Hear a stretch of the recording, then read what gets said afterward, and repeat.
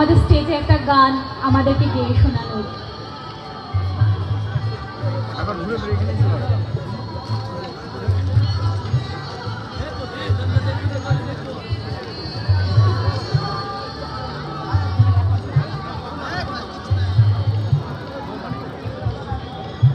ধ্রুব ভৌমিক মহাশয়কে আমি স্টেজে আসার জন্য অনুরোধ জানাচ্ছি। আপনি আসুন এবং আপনার গানটি আমাদের গেয়ে শোনান।